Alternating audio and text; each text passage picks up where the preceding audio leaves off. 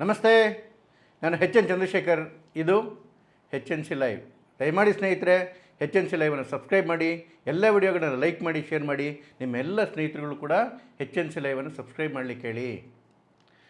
ಸುಮಾರು ಒಂದು ವಾರದಿಂದನೂ D K ಶಿಯ ಹಿಂದುತ್ವದ ಮುಖ ವಿಜೃಂಭಿಸ್ತಾ ಇದೆ ಟಿ ವಿಗಳಲ್ಲಿ, ಚಾನಲ್ಗಳಲ್ಲಿ. ಏನು ಕುಂಭಮೇಳಕ್ಕೆ ಹೋಗಿದ್ದೇನು, ಅದಾದಮೇಲೆ ಕೊಯಮತ್ತೂರು ಇಶಾಗೋ ಕಾರ್ಯಕ್ರಮಕ್ಕೆ ಹೋಗಿದ್ದೇನು, ಶಿವರಾತ್ರಿ ಮಾಡಿದ್ದೇನು, ಟ್ವೀಟ್ಗಳ ಮೇಲೆ ಟ್ವೀಟ್ಗಳು ಮಾಡಿದ್ದೇನು, ನಾನು ಶಿವನ ಒಕ್ಕಲು ಅಂಥೇಳಿ. ರೇ ಇಷ್ಟು ದಿವಸ ಇಲ್ದಿದ್ದಂತಹ ಹಿಂದುತ್ವ ಇದ್ದಕ್ಕಿದ್ದಂಗೆ ಜಾಗೃತ ಆಗಿಬಿಟ್ಟಿದೆ ಡಿ ಕೆ ಶಿ ಅಣ್ಣವ್ರಿಗೆ. ಏಸು ಬೆಟ್ಟ ಮಾಡೋಕ್ಕೆ ಹೋಗಿದ್ದವ್ರಿಗೆ, ಮುಸ್ಲಿಂ ಪಾತಕಿಗಳನ್ನ ಬ್ರದರ್ಸ್ ಅನ್ನೋರಿಗೆ ಇದ್ದಕ್ಕಿದ್ದಂಗೆ ಹಿಂದುತ್ವದ ಬಗ್ಗೆ ಪ್ರೀತಿ ಉಕ್ಕಿ ಹರಿತಾ ಇದೆ. ಅದಕ್ಕೆ ಒಂದಷ್ಟು ಸೋಷಿಯಲ್ ಮೀಡಿಯಾಗಳಲ್ಲೂ ಕೂಡ ಭರಪೂರವಾಗಿ ಬರ್ತಾ ಇದೆ, ಹಿಂದುತ್ವದ ಫೇಸು ಬಿ ಜೆ ಪಿಗೆ ಬಂದ್ಬಿಡ್ತಾರೆ ಅಂತೇಳಿ. ಏನೇನ್ರಿ ನಾಟಕ ಇದು? ಡಿ ಕೆ ಶಿಯ ಈ ಅವತಾರವನ್ನು ನೋಡಿದ್ರೆ ಮಹಾಭಾರತದ ಒಂದು ಪ್ರಸಂಗ ಜ್ಞಾಪಕ ಬರುತ್ತೆ. ಮಹಾಭಾರತದ ಯುದ್ಧ ನಡೀತಾ ಇರುತ್ತೆ ಕೌರವರು ಅಂದರೆ ಪಾಂಡವರಿಗೆ. ಆ ಸಂದರ್ಭದಲ್ಲಿ ಬರ್ಬಾರಿಕ ಅಂತ ಒಬ್ಬ ಬರ್ತಾನೆ, ಭಾಳ ಶಕ್ತಿಶಾಲಿ, ವೆರಿ ಪವರ್ಫುಲ್ಲು. ಆದರೆ ಅವನದೊಂದು ಪಾಲಿಸಿ ಏನು ಅಂತ ಹೇಳಿದ್ರೆ, ಯಾವ ಸೈನ್ಯ ಸೋಲ್ತಾ ಇರುತ್ತೆ ಆ ಕಡೆಗೆ ಹೋಗಿ ಅವನು ಸೇರ್ಕೊತಾ ಇರ್ತಾನೆ. ಅವನು ಸೇರಿಕೊಂಡಾಗ ವಿಪರೀತ ಪವರ್ಫುಲ್ ಅವನು ಎದುರುಗಡೆ ಅವ್ರನ್ನ ಸೋಲಿಸ್ತಾನೆ. ಮತ್ತು ಎದುರುಗಡೆ ಸೈನ್ಯ ಸೋಲಕ್ಕೆ ಶುರುವಾದಾಗ ಈ ಕಡೆಯಿಂದ ಆ ಕಡೆಗೆ ಹೋಗ್ತಾನೆ, ಇವ್ರ ಮೇಲೆ ಆಕ್ರಮಣ ಶುರು ಮಾಡ್ತಾನೆ. ಮತ್ತು ಇವ್ರು ಸೋಲ್ಬೇಕಾದ್ರೆ ಈ ಕಡೆಗೆ ಬರ್ತಾನೆ, ಮತ್ತು ಅವ್ರು ಸೋಲ್ಬೇಕಾದ್ರೆ ಆ ಕಡೆಗೆ ಹೋಗ್ತಾನೆ. ಕೃಷ್ಣನಿಗೆ ಈ ವಿಚಾರ ಚೆನ್ನಾಗಿ ಗೊತ್ತಿರುತ್ತೆ. ಅದಕ್ಕೆ ಏನು ಮಾಡ್ತಾನೆ ಕೃಷ್ಣ, ಇವನ್ ತಲೆನೇ ತೆಗೆದುಬಿಡ್ತಾನೆ, ಬರ್ಬಾರಿಕನ ತಲೆ ತೆಗೆದುಬಿಟ್ಟು ಆ ತಲೆನ ತೊಗೊಂಡೋಗಿ ಒಂದು ಕಡೆಗೆ ಇಡ್ತಾನೆ. ನೀನು ಏನೂ ಮಾಡಬೇಡ, ನೀನು ಯಾರ ಕಡೆಗೂ ಸೇರ್ಕೋಬೇಡ, ಸುಮ್ಮನೆ ಕೂತ್ಕೊಂಡು ಈ ಯುದ್ಧವನ್ನು ನೋಡು ಅಂತ ಹೇಳ್ತಾನೆ. ಪಾಂಡವರಿಗೆ ಭಾಳ ಬೇಜಾರಾಗ್ಬಿಟ್ಟಿರುತ್ತೆ. ಯಾಕೆ ಅಂತ ಹೇಳಿದ್ರೆ, ಯುದ್ಧ ಶುರುವಾದಾಗ ಸಂಖ್ಯಾಬಲದಲ್ಲಿ ನೋಡಿದ್ರೆ ಪಾಂಡವರ ಸಂಖ್ಯೆ ಕಡಿಮೆ ಇರುತ್ತೆ. ಕೌರವರದ್ದು 11 ಅಕ್ಷೋಹಿಣಿ ಸೈನ್ಯ ಇರುತ್ತೆ ಕೌರವರ ಕಡೆಗೆ. ಹಾಗಾಗಿ ಬರ್ಬಾರಿಕ ನಮ್ಮ ಕಡೆಗೆ ಬರ್ತಾನೆ, ನಮಗೆ ಶಕ್ತಿ ಕಡಿಮೆ ಇರೋದ್ರಿಂದ. ಸೊ ನಾವು ಈಸಿಯಾಗಿ ಗೆದ್ದು ಬಿಡ್ಬೋದಾಗಿತ್ತು. ನೀನು ಯಾಕೆ ಕೃಷ್ಣ ಅವನನ್ನು ತಡೆದೆ ನಮ್ಮ ಕಡೆಗೆ ಸೇರ್ಕೊಳ್ಳೋದನ್ನ ಅಂತ. ಆಗ ಕೃಷ್ಣ ಒಂದು ಮಾತು ಹೇಳ್ತಾನೆ, ಇಂಥವ್ರು ಇರಲೇ ಕೂಡುದು. ಇವತ್ತು ನಿಮ್ಮ ಜೊತೆ ಸೇರ್ಕೊಂಡು ಯುದ್ಧ ಮಾಡೋಕ್ಕೆ ಶುರು ಮಾಡ್ತಾರೆ, ಆ ಕಡೆ ಸೋಲ್ತಿದೆ ಅಂತ ಹೇಳಿದಾಗ ಮತ್ತು ಆ ಕಡೆಗೆ ಹೋಗಿ ನಿಮ್ಮ ಮೇಲೆ ಅಟ್ಯಾಕ್ ಮಾಡ್ತಾನೆ, ಮತ್ತು ನಿಮಗಿಲ್ಲಿ ಸೋಲ್ತೀವಿ ಅಂತ ಹೇಳಿದಾಗ ಈ ಕಡೆಗೆ ಬಂದು ಆ ಕಡೆಗೆ ಅಟ್ಯಾಕ್ ಮಾಡ್ತಾನೆ. ಹೀಗಾಗಿ ಈ ಎರಡೂ ಕಡೆ ಇರ್ತಾರಲ್ಲ, ಇವ್ರು ಇರಲೇಬಾರ್ದು. ಡಿ ಕೆ ಶಿವಕುಮಾರ್ನ ಸದ್ಯದ ಪರಿಸ್ಥಿತಿ ನೋಡಿದ್ರೆ ಈ ಬರ್ಬಾರಿಕನ ರೀತಿನೇ ಅನಿಸುತ್ತೆ. ಯಾವತ್ತೂ ನಂಬಾರ್ದು, ಈ ಎರಡೂ ಕಡೆ ಆಟ ಆಡ್ತಾರಲ್ಲ ಇವ್ರನ್ನ. ನಮ್ಮಲ್ಲೊಂದು ಮಾತಿದೆ, ಉದರ ನಿಮಿತ್ತಂ ಬಹುತ್ಕೃತ ವೇಷಮ್ ಅಂಥೇಳಿ. ನೀವು ಕೆಲವ್ರು ನೋಡಿರಬೇಕು, ಈ ಕೆಲವರು ಭಿಕ್ಷೆ ಬಿಡೋರು. ಈ ಜಾತ್ರೆ ನಡೀತಾ ಇದ್ದರೆ ಅಲ್ಲಿ ಕಾವಿ ಡ್ರೆಸ್ ಹಾಕ್ಕೊಂಡು ಭಿಕ್ಷೆ ಬಿಡ್ತಿರ್ತಾರೆ. ಈ ಜಾತ್ರೆ ಮುಗಿದ ಮೇಲೆ ಇನ್ನೊಂದು ಕಡೆ ಎಲ್ಲ ಉರುಸು ನಡೀತಾ ಇದ್ದರೆ ಇವನೇನೆ ಕಾಫಿ ಬಿಚ್ಚಾಕ್ಬಿಟ್ಟು ಟೋಪಿ ಹಾಕ್ಕೊಂಡು ನವಿಲ್ಗರಿ ಇಟ್ಕೊಂಡು ಅಲ್ಲಿ ಆವೇಶ ಹಾಕ್ಕೊಂತಾನೆ. ಇನ್ನೊಂದು ಕಡೆಗೆ ಹೋಗಿ ಅಲ್ಲಿ ಶಿಲುಬೆ ಹಾಕ್ಕೊಂಡು ಅಲ್ಲಿ ಭಿಕ್ಷೆ ಬಿಡೋಕ್ಕೆ ಶುರು ಮಾಡ್ತಾರೆ. ಅಂದರೆ ಇವನೇನೋ ಮಹಾಪರಾಧ ಮಾಡ್ತಾರೆ ಅಂತಲ್ಲ, ಆದರೆ ಮಾಡ್ತಿರೋದು ಹೊಟ್ಟೆಪಾಡ್ಗಾದ್ರೂ ಆ ಕಾವಿಯಿಂದ ಇದ್ದಿರ್ತಕ್ಕಂಥ ಮಹತ್ವ ಆಗಲಿ, ಅದರ ಸಂಸ್ಕೃತಿ ಆಗಲಿ, ಅಥವಾ ನವಿಲ್ಗರಿಗಿರೋ ಮಹತ್ವ ಆಗಲಿ, ಶಿಲುಬೆಗಿರೋ ಮಹತ್ವ ಆಗಲಿ, ಆ ಸಂಸ್ಕೃತಿ ಆಗಲಿ ಅವರಿಗೆ ಗೊತ್ತಿರಲ್ಲ, ಗೊತ್ತಾಗೋದು ಬೇಕಾಗಿಲ್ಲ. ಅವ್ರಿಗೆ ಬೇಕಾಗಿರೋದೇನು, ಆ ಕ್ಷಣಕ್ಕೆ ಹೊಟ್ಟೆ ತುಂಬಬೇಕು. ಅದಕ್ಕೆ ಆ ಕ್ಷಣಕ್ಕೆ ಬೇಕಾದಂತಹ ಬಟ್ಟೆ ಹಾಕಬೇಕು, ವೇಷ ಹಾಕಬೇಕು. ನೋಡಿ ಡಿ ಕೆ ಶಿವಕುಮಾರ್ ವೇಷ ಬದಲಿಸ್ತಾ ಇರೋದು.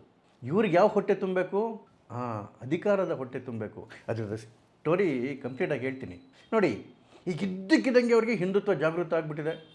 ಹೋಗಿ ಕುಂಭಮೇಳದಲ್ಲಿ ಮುಳುಗುಟ್ಟು ಬರ್ತಾರೆ, ಅಲ್ಲೆಲ್ಲ ವ್ಯವಸ್ಥೆ ಚೆನ್ನಾಗಿದೆ ಅಂತ ಹೇಳ್ತಾರೆ. ಕುಂಭಮೇಳ ನನ್ನ ಸಂಸ್ಕೃತಿಯ ಪ್ರಶ್ನೆ, ನನ್ನ ನಂಬಿಕೆ ಪ್ರಶ್ನೆ ಅಂತ ಹೇಳ್ತಾರೆ. ಅರೆ ಡಿ ಕೆ ಶಿವಕುಮಾರ್ ಅವರೇ, ನಿಮ್ಮ ಸಂಸ್ಕೃತಿ ಮತ್ತು ನಿಮ್ಮ ನಂಬಿಕೆ ಈಗ ಜ್ಞಾಪಕ ಬಂತ ನಿಮಗೆ? 500 ವರ್ಷಗಳ ಕಾಲ ನಿರಂತರವಾಗಿ ಹೋರಾಟ ಮಾಡಿ ಸಾವಿರಾರು ಹಿಂದೂಗಳು ಬಲಿ ಕೊಟ್ಟರಲ್ಲ ಶ್ರೀರಾಮನ ದೇವಸ್ಥಾನಕ್ಕೋಸ್ಕರ ಅಯೋಧ್ಯದಲ್ಲಿ. ಆ ಅಯೋಧ್ಯೆ ದೇವಸ್ಥಾನದ ನಿರ್ಮಾಣ ಆದಾಗ ಹೋದ ವರ್ಷ ಜನವರಿ 22ನೇ ತಾರೀಕು ಉದ್ಘಾಟನೆಗೆ ಆವತ್ತು ಹೋಗಬೇಕು ಅಂತ ನಿಮ್ಗೆ ಅನ್ನಿಸ್ಲಿಲ್ಲ. ಯಾಕೆ? ಆವಾಗ ನಿಮ್ಗೆ ಈ ಹಸಿವಿರಲಿಲ್ಲ. ನಿಮ್ಮದೇ ಪಕ್ಷ ಕಾಂಗ್ರೆಸ್ಸು ಕೋರ್ಟಲ್ಲೋಗಿ ಶ್ರೀರಾಮನದು ದೇವರೇ ಅಲ್ಲ, ಅದೊಂದು ಕಾಲ್ಪನಿಕ ಅಂದಾಗ ಇಲ್ಲ ಇದನ್ನ ನಂಬಿಕೆ ಅಂತ ಹೇಳಬೇಕು ಅಂತ ನಿಮ್ಗೆ ಅವತ್ತು ಅನ್ನಿಸಿರಲಿಲ್ಲ. ರಾಮಸೇತು ಇಲ್ಲವೇ ಇಲ್ಲ, ಅದನ್ನು ಒಡೆದಾಕಬೇಕು ಅಂತ ಹೇಳಿದಾಗ ಅದ್ರ ಬಗ್ಗೆ ಮಾತಾಡಬೇಕು ಅಂತ ನಿಮ್ಗೆ ಅನ್ನಿಸ್ಲೇ ಇಲ್ಲ. ನೀವು KPCC ಅಧ್ಯಕ್ಷರು, ನಿಮ್ಮದೇ ಪಕ್ಷದ ಒಬ್ಬ ಮಂತ್ರಿ ಸತೀಶ್ ಜಾರಕಿಹೊಳಿ ಹಿಂದೂ ಅಂತಕ್ಕಂಥದ್ದು ಅಸಹ್ಯ ಪದ ಅಂದಾಗ ಹೇಳಬೇಡ ಅಂತ ನಿಮ್ಗೆ ಅನ್ನಿಸ್ಲಿಲ್ಲ. ಅದೇ ಮರೀಕರ್ಗೆ ಆ ಸ್ಟಾಲಿನ್ ಮಗ ಉದಯನಿಧಿ ಸ್ಟಾಲಿನ್ ಮಾತಾಡ್ದಂಗೆ ಮಾತಾಡಿಕೊಂಡು ಹಿಂದೂ ಧರ್ಮ ಒಂದು ರೋಗ, ಒಂದು ಮಾನಸಿಕತೆ ಅಂತ ಹೇಳಿದಾಗ ಅವ್ರ ಹೇಳ್ತಿರೋದು ತಪ್ಪು ಅಂತ ಹೇಳಬೇಕು ಅಂತ ಪಕ್ಷದ ಅಧ್ಯಕ್ಷರಾಗಿ ನಿಮ್ಗೆ ಅನ್ನಿಸ್ಲಿಲ್ಲ. ಈಗ ಇದ್ದಕ್ಕಿದ್ದಂಗೆ ಕುಂಭಮೇಳ ಜ್ಞಾಪಕ ಬಂದ್ಬಿಟ್ಟಿದೆ, ಸಂಸ್ಕೃತಿ ಜ್ಞಾಪಕ ಬಂದ್ಬಿಟ್ಟಿದೆ. ಆದಮೇಲೆ ಕೊಯಮತ್ತೂರಿಗೆ ಹೋಗಿ ಶಿವರಾತ್ರಿ, ಏನು ಶಿವರ ಆರಾಧನೆ ಕೇಳ್ತೀರಿ. ಅದಾದಮೇಲೆ ಟ್ವೀಟ್ ಬೇರೆ, ನಾನು ಶಿವನ ಒಕ್ಕಲು, ನಾನು ಹೆಸರಿಟ್ಟಿದ್ದೇನೆ ನಮ್ಮೂರಲ್ಲಿರೋ ಶಿವನ ದೇವಸ್ಥಾನಕ್ಕೆ, ನಾವು ನಡ್ಕೊಳ್ಳೋದೇ ಶಿವನಿಗೋಸ್ಕರ ಅಂತ ಹೇಳಿ. ಇದೇ ಶಿವನ ಬೆಟ್ಟ, ಕಪಾಲ ಬೆಟ್ಟ, ಮುನೇಶ್ವರ ಸ್ವಾಮಿ ಇದ್ದಿದ್ದಂಥ ಜಾಗ ಅದು. ಸಾವಿರಾರು ವರ್ಷಗಳಿಂದ ಯೋಗಿಗಳು, ಸಾಧುಗಳು, ಸಂತರುಗಳು ತಪಸ್ಸು ಮಾಡ್ತಿದ್ದಂತಹ ಶಿವನ ಕ್ಷೇತ್ರ, ಕಾಲಭೈರವನ ಕ್ಷೇತ್ರ, ನಿಮ್ಮದೇ ಕ್ಷೇತ್ರದಲ್ಲಿದ್ದಂತಹ ಕಪಾಲ ಬೆಟ್ಟ. ಆ ಸಂಸ್ಕೃತಿನ ನಾಶ ಮಾಡಿ ಅಲ್ಲಿ 114 ಅಡಿ ಎತ್ತರದ ಯೇಸು ಕ್ರಿಸ್ತನ ವಿಗ್ರಹ ನಿಲ್ಸಕ್ಕೆ ಹೋಗ್ತೀರಿ. ಇಡೀ ಬೆಟ್ಟವನ್ನು ಯೇಸು ಬೆಟ್ಟ ಮಾಡೋಕ್ಕೆ ಹೋಗ್ತಿರೋದು ನಿಮ್ಮ ಸ್ವಂತ ದುಡ್ಡಲ್ಲಿ. ಆವಾಗ ನಿಮಗೆ ಶಿವ ಜ್ಞಾಪಕ ಬರಲಿಲ್ಲ ಅಲ್ವಾ? ಯಾಕೆ? ಅವಾಗಿನ್ನು ಎಲೆಕ್ಷನ್ ಬಂದಿರಲಿಲ್ಲ, ಮುಂದಿನ ಮುಖ್ಯಮಂತ್ರಿ ಅಧಿಕಾರ ಕೊಡಲಿ ಅಂತೇಳಿ ಅಧಿಕಾರದ ಭಿಕ್ಷೆ ಬೇಕಿತ್ತು ಅವತ್ತು. ಅದಕ್ಕೆ ಅವತ್ತು ಶಿವ ಬೇಡಾಗಿತ್ತು, ಮುನೇಶ್ವರ ಬೇಡಾಗಿತ್ತು, ಕಪಾಲ ಬೆಟ್ಟ ಬೇಡಾಗಿತ್ತು, ಶಿಲುಬೆ ವೇಷ ಹಾಕ್ಕೊಂಡ್ರಿ. ಈಗ ಹಿಂದುತ್ವ, ಸಂಸ್ಕೃತಿ, ನಂಬಿಕೆ, ಇದೇ ಹಿಂದೂಗಳನ್ನು ಹತ್ಯೆ ಮಾಡೋದಕ್ಕೆ ಕುಕ್ಕರಲ್ಲಿ ಬ್ಲಾಮ್ ಬಿಟ್ಕೊಂಡು ಹೋಗ್ತಾ ಇದ್ದ ಅವನು ಉಗ್ರಗಾಮಿ ಮುಸ್ಲಿಂ ಪುಂಡ. ಅವನು ಸಿಗಾಕೊಂಡಾಗ ಏನಂದ್ರಿ? ಅಮಾಯಕ. ಮುಸ್ಲಿಂ ಪುಂಡರೆಲ್ಲ ನಿಮಗೆ ಬ್ರದರ್ಸ್ಗಳು. ನಾಗಮಂಗಲದಲ್ಲಿ ಹಿಂದೂಗಳ ಅಂಗಡಿಗಳನ್ನ ನಾಶ ಮಾಡ್ತಿರ್ಬೇಕಾರೆ, ಬೆಂಕಿಗೆ ಹತ್ಯೆ ಮಾಡ್ತಿರ್ಬೇಕಾರೆ, ಗಣಪತಿ ಉತ್ಸವದ ಮೇಲೆ ಕಲ್ಲುಗಳು ಹೊಡೆದು 100 ಜನ ಹಿಂದೂಗಳ ಮೇಲೆ ಹಲ್ಲೆ ಆಗ್ತಿರ್ಬೇಕಾರೆ, ಆವಾಗ ಹಿಂದುತ್ವ ಜೊತೆ ನಿಲ್ಲಬೇಕು ಅಂತ ಇರಲಿಲ್ಲವ ನಿಮಗೆ. ಯಾಕೆ? ಆವತ್ತು ನವಿಲ್ಗರಿ ಹಿಡ್ಕೊಂಡಿದ್ರಿ ಕೈಯಲ್ಲಿ, ಮುಸ್ಲಿಮರ ಓಟ್ ಬೇಕಾಗಿತ್ತು, ಆವತ್ತು ಹಿಂದೂಗಳಿಗೆ ಜ್ಞಾಪಕ ಬರಲಿಲ್ಲ. ಇದೇ ಅಲ್ವಾ ಬಹುಕೃತ ವೇಷಂ. ಇವತ್ತೇನಾಗಿದೆ? ನಿಮ್ಮ ಬುಡಕ್ಕೆ ಬೆಂಕಿ ಬಿಡ್ಬಿಟ್ಟಿದೆ. CM ಕನಸು ಜನ್ಮದಲ್ಲೇ ನನಸಾಗಲ್ಲ ಅನ್ನಿಸ್ತಾ ಇದೆ. ಇರೋ KPCC ಅಧ್ಯಕ್ಷ ಗಾದಿನ ಕಿತ್ಕೊಂಡು ಹೋಗ್ತಕ್ಕಂಥ ಪರಿಸ್ಥಿತಿ ಬಂದ್ಬಿಟ್ಟಿದೆ. ಇವಾಗ ನಿಮ್ಮ ಉಳಿವಿಗೋಸ್ಕರ ಬ್ಲ್ಯಾಕ್ ಮೇಲ್ ಮಾಡಬೇಕು. ಇವಾಗ ಅದಕ್ಕೋಸ್ಕರ ಈಗ ಹಿಂದುತ್ವದ ಅಸ್ತ್ರ. ಯಾರನ್ನು ಬ್ಲ್ಯಾಕ್ ಮೇಲ್ ಮಾಡಬೇಕು, ಯಾಕೆ ಬ್ಲ್ಯಾಕ್ ಮೇಲ್ ಮಾಡಬೇಕು ಅನ್ನೋದು ತುಂಬ ಇಂಟ್ರೆಸ್ಟಿಂಗ್ ಸ್ಟೋರಿ. ನೋಡಿ, ಈ ಕಾಂಗ್ರೆಸ್ ಹೈಕಮಾಂಡ್ ಕತೆ, ಈ ರಾಹುಲ್ ಗಾಂಧಿದು ಒಂಥರ DK ಶಿವಕುಮಾರ್ ಥರ ಕತೆನೇ. ಒಂದು, ಯಾವ ಇಂಡಿಯಾ ಅಲಯನ್ಸೂ ಕೂಡ ರಾಹುಲ್ ಗಾಂಧಿಗೆ ಸಪೋರ್ಟ್ ಮಾಡ್ತಾ ಇಲ್ಲ. ಜನ ಕೂಡ ಕಾಂಗ್ರೆಸ್ ಕಡೆಗೆ ಓಟ್ ಆಗ್ತಾ ಇಲ್ಲ. ತಾನು ಹುಟ್ಟಿರೋದೇನೇ ಪ್ರಧಾನಮಂತ್ರಿ ಆಗೋಕ್ಕೆ ಅಂತಕ್ಕಂಥ ಒಂದು ಹಮ್ಮು ಬಿಮ್ಮು ಬೇರೆ. ಸ್ವಂತ ಶಕ್ತಿ ಅಂತೂ ಇಲ್ಲ ಓಟ್ ಹಾಕ್ಸ್ಕೊಂಡು ಗೆದ್ದು ಪ್ರೈಮ್ ಮಿನಿಸ್ಟರ್ ಆಗೋದಕ್ಕೆ. ರಾಹುಲ್ ಗಾಂಧಿ ಮನಸ್ಸಲ್ಲಿರೋದೇನು? ಎಲ್ಲ ಇಂಡಿಯಾ ಅಲಯನ್ಸ್ ಪಾರ್ಟ್ನರ್ಸು ಸೇರಿಕೊಂಡು ನನ್ನನ್ನು ಪ್ರೈಮ್ ಮಿನಿಸ್ಟರ್ ಮಾಡಬೇಕು ಅಂತೇಳಿ. ಯಾವ ಇಂಡಿಯಾ ಅಲಯನ್ಸು ಮೂಸ್ ನೋಡ್ತಾ ಇಲ್ಲ. ಜೊತೆಗೆ ಕೈಯಲ್ಲಿ ಪವರು ಇಲ್ಲ, ಪಕ್ಷದಲ್ಲಿ ಹಣ ಕೂಡ ಇಲ್ಲ. ಇನ್ನು ಲೋಕಸಭೆ ಚುನಾವಣೆ ಇರೋದು ಇನ್ನು 4 ವರ್ಷಕ್ಕೆ. ಇನ್ನು ಬರ್ತಕ್ಕಂತಹ ವಿಧಾನಸಭಾ ಚುನಾವಣೆಗಳಲ್ಲೂ ಗೆಲ್ತಕ್ಕಂಥ ಉಮೇದಿರ್ತಕ್ಕಂಥ ಯಾವ ರಾಜ್ಯವೂ ಉಳ್ಕೊಂಡಿಲ್ಲ. ಇವಾಗ ಕೇವಲ 3 ರಾಜ್ಯದಲ್ಲಷ್ಟೇ ಅಧಿಕಾರದಲ್ಲಿರೋದು. ಹಿಮಾಚಲ್ ಪ್ರದೇಶ ಲೆಕ್ಕಕ್ಕಿಲ್ಲ. ತೆಲಂಗಾಣದಲ್ಲಿ ರೇವಂತ್ ರೆಡ್ಡಿ ರಾಹುಲ್ ಗಾಂಧಿನ ಕ್ಯಾರೆ ಅನ್ನಲ್ಲ, ಹೈಕಮಾಂಡ್ನ ಕ್ಯಾರೆ ಅನ್ನಲ್ಲ. ಉಳಿದಿರೋದು ಕರ್ನಾಟಕ ಒಂದೇ.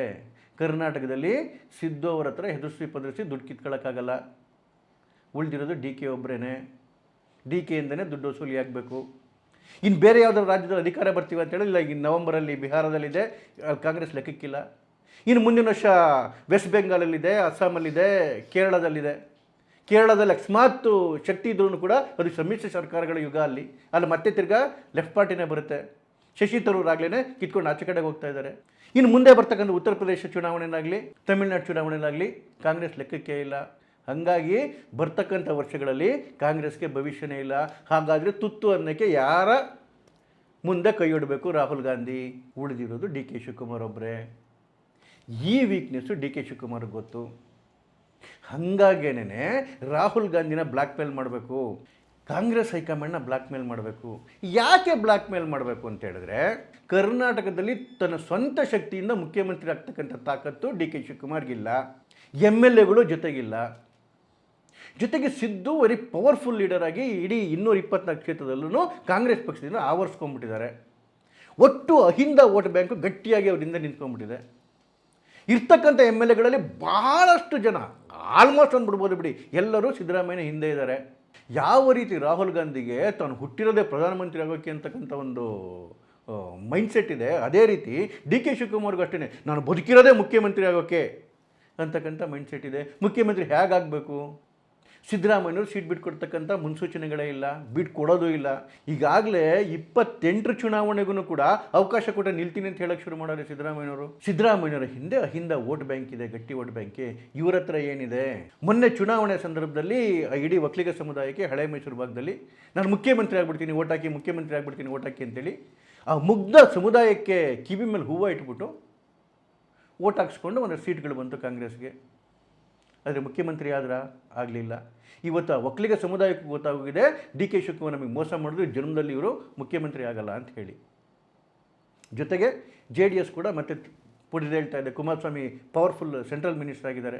ಮೋದಿಯವರ ಕಾರಣದಿಂದ, ಹಿಂದುತ್ವದ ಕಾರಣದಿಂದ, ಬದಲಾಗ್ತಿರ್ತಕ್ಕಂಥ ಭಾರತದ ಕಾರಣದಿಂದ ಯುವ ಒಕ್ಕಲಿಗ ಸಮುದಾಯದ ಮತಗಳು ಕೂಡ BJP ಕಡೆಗೆ ಧ್ರುವೀಕರಣ ಆಗ್ತಾ ಇದೆ. ಹಾಗಾದರೆ ಡಿ ಕೆ ಶಿವಕುಮಾರ್ ಹತ್ರ ಉಳಿದಿರೋದೇನು? ಒಂದು ವೋಟ್ ಬ್ಯಾಂಕ್ ಇಲ್ಲ, MLAಗಳು ಯಾರೂ ಇವ್ರ ಜೊತೆಗಿಲ್ಲ. ಉಳಿದಿರೋದೊಂದೇನೇ ಹೈಕಮಾಂಡ್ನ ಕೃಪಾ ಕಟಾಕ್ಷದಿಂದ ಮಾತ್ರ ಇಲ್ಲ KPCC ಚೇರು ಉಳ್ಕೋಬೇಕು, ಮುಖ್ಯಮಂತ್ರಿ ಆದ್ರೂ ಅವರ ಕೃಪಾ ಕಟಾಕ್ಷದಿಂದನೇ ಆಗಬೇಕು. ಆದರೆ ಹೈಕಮಾಂಡ್ ಮನಸ್ಸಲ್ಲಿ, ಹೈಕಮಾಂಡಲ್ಲಿ ರಾಹುಲ್ ಗಾಂಧಿ ಮತ್ತು ಸೋನಿಯಾ ಗಾಂಧಿ ಸಿದ್ದರಾಮಯ್ಯನವ್ರ ಪರವಾಗಿದ್ದಾರೆ.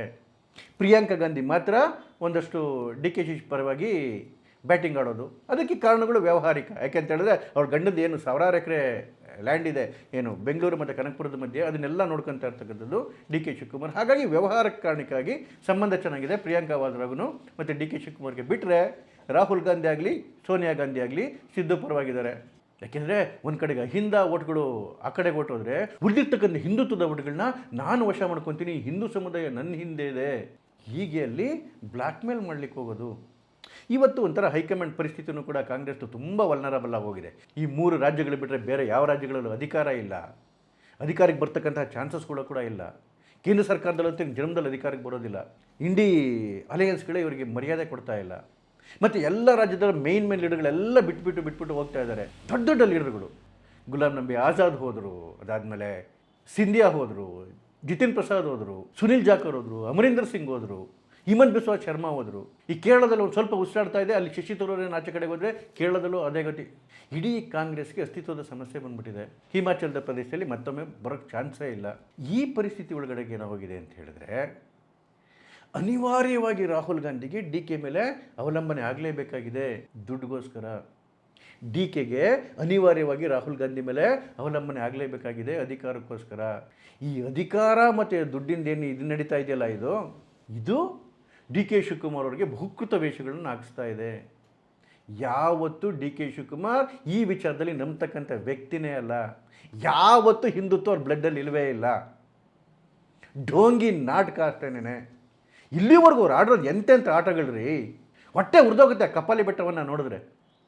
ಸಾವಿರಾರು ವರ್ಷಗಳಿಂದ ಹಿಂದೂಗಳ ಆರಾಧ್ಯ ಕೇಂದ್ರ ಅದು. ಸೋನಿಯಾ ಗಾಂಧಿ ಮೆಚ್ಚೋದಕ್ಕೋಸ್ಕರ ನೀವು ಇಡೀ ಒಂದು ಬೆಟ್ಟವನ್ನೇ ಯೇಸು ಕ್ರಿಸ್ತನಿಗೆ ಬರ್ಕೊಡಕ್ಕೆ ಹೋಗ್ತೀರಾ ಅಂತ ಹೇಳಿದ್ರೆ, ಅದಾದಮೇಲೆ ಮುಸ್ಲಿಂ ಮತಾಂಧರ ಓಲೈಕೆ ಯಾವ ಮಟ್ಟದಲ್ಲಿ ಯಾವತ್ತಾರು ಹಿಂದೂಗಳ ಪರವಾಗಿ ಮಾತಾಡಿದ್ದು ನೋಡಿದ್ರೆ ಡಿ ಕೆ ಶಿವಕುಮಾರ್ನ ಮೈಯೆಲ್ಲ ವಿಷ. ಇಂಥವ್ರನ್ನ ಮೋದಿಯವರು ಸೇರಿಸ್ಕೊಂಡಾದ್ರೂ ಸೇರಿಸ್ಕೊತಾರೇನ್ರಿ? ಆ ಮೋದಿಯವ್ರ ವ್ಯಕ್ತಿತ್ವಕ್ಕೆ ಇವ್ರ ವ್ಯಕ್ತಿತ್ವಕ್ಕೆ ಒಂದು ದುಡುಗು ಸಮ ಆಗಲ್ಲ. ಇವ್ರ ಜೀವನದ ಹಿನ್ನೆಲೆ ನೋಡ್ಕೊಂಬನ್ರಿ. ಕುಮಾರಸ್ವಾಮಿಯವರು ಹೇಳ್ದಂಗೆ ಬ್ಲೂ ಫಿಲಮ್ಗಳು ತೋರಿಸ್ಕೊಂಡು, ಟೆಂಟಲ್ಲಿ ಇದೆಂತೆಲ್ಲ ಮಾಡಿಕೊಂಡು, ರೌಡಿಸಮ್ ಮಾಡಿಕೊಂಡು, ಜೀವನ ಪೂರ್ತಿ ಭ್ರಷ್ಟಾಚಾರ ಮಾಡಿಕೊಂಡು ಇವತ್ತಿಗೂ ಕೂಡ ಭ್ರಷ್ಟಾಚಾರ ನಿಂತಿಲ್ಲ. ಇಡೀ ಬೆಂಗಳೂರನ್ನ ಲೂಟಿ ಹೊಡೆದಾಗೋಗಿದೆ. ಬೇಲ್ ಮೇಲೆ ಆಚೆ ಇರ್ತಕ್ಕಂಥ ಜೀವ ಇದು. ಇವತ್ತು ತನ್ನ ಉಳಿಗಾಲಕ್ಕೋಸ್ಕರ ವಿಭೂತಿ ಬರುತ್ತೆ ಹಣೆ ಮೇಲೆ, ಭಕ್ತಿ ಬಂದ್ಬಿಡುತ್ತೆ ದೇವರ ಮೇಲೆ, ಸಂಸ್ಕೃತಿ ನಂಬಿಕೆ ಎಲ್ಲ ಜ್ಞಾಪಕ ಬಂದ್ಬಿಡುತ್ತೆ. ಜನ ಇಂಥ ಢೋಂಗಿಗಳನ್ನ ಯಾವತ್ತೂ ನಂಬಲ್ಲ ರೀ. ಮತ್ತು BJPಗೂ ಅಷ್ಟೇ ಇಂಥ ಢೋಂಗಿಗಳು ಯಾವತ್ತೂ ಅವಶ್ಯಕತೆ ಇಲ್ಲ.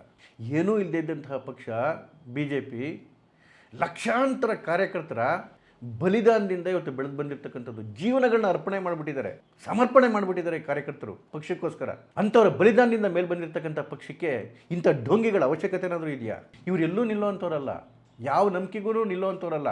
ಅದಕ್ಕೆ ಕೃಷ್ಣ ಹೇಳಿದ್ದು ಬರ್ಬಾರಿಕನ ವಿಚಾರದಲ್ಲಿ, ಇಲ್ಲೂ ಇಲ್ದವ್ರನ್ನ ಅಲ್ಲೂ ಇಲ್ದವ್ರನ್ನ ಯಾವತ್ತೂ ನಂಬಾರ್ದು ಅಂತ ಹೇಳಿ. ಇವ್ರಿಗಿರೋ ಒಂದೇ ಉದ್ದೇಶ ಏನು ಅಂದರೆ, ಹೈಕಮಾಂಡ್ ಅನ್ಕೊಂಬಿಟ್ಟಿದೆ ಡಿ ಕೆ ಶಿವಕುಮಾರ್ ಎಲ್ಲೂ ಹೋಗಕ್ಕೆ ಸಾಧ್ಯ ಇಲ್ಲ, ಯಾರು ಸೇರಿಸ್ತಾರೆ ಇವ್ರನ್ನ, ಇವ್ರು BJPಗೆ ಹೋಗಕ್ಕೆ ಸಾಧ್ಯ ಇಲ್ಲ, ಎಲ್ಗೂ ಹೋಗಕ್ಕೆ ಸಾಧ್ಯ ಇಲ್ಲ, ನಮ್ಮ ಜೊತೆನೇ ಇರ್ತಾರೆ, ಅಧಿಕಾರ ಕೊಟ್ಟರು ಬಿಟ್ಟರು ಅಂತ ಅನ್ಕೊಂಬಿಟ್ಟವ್ರೆ. ಅವ್ನು ಹೆದರಿಸ್ಬೇಕು ಒಂಚೂರು. ಇಲ್ಲ ನಾನು ಕಾಂಗ್ರೆಸ್ಸಲ್ಲಿ ಇರಲೇಬೇಕು ಅಂತಕ್ಕಂಥ ಅವಶ್ಯಕತೆ ಇಲ್ಲ, ನನಗೆ ಬೇರೆ ಆಪ್ಷನ್ಗಳಿದ್ದಾವೆ ಅಂತೇಳಿ ತೋರಿಸ್ಕೊಳ್ಳೋದಕ್ಕೋಸ್ಕರ ಹಿಂದುತ್ವದ ಪೋಸು, ತೋರಿಸ್ಕೊಳ್ಳೋದಕ್ಕೋಸ್ಕರ ನಂಬಿಕೆ ಪೋಸು, ತೋರಿಸ್ಕೊಳ್ಳೋದಕ್ಕೋಸ್ಕರ ನಮ್ಮ ಸಂಸ್ಕೃತಿಯ ಪೋಸು. ನಾಚಿಕೆ ಆಗಬೇಕು ಇಂಥ ವೇಷ ಹಾಕೋರಿಗೆ. ನಮಸ್ಕಾರ.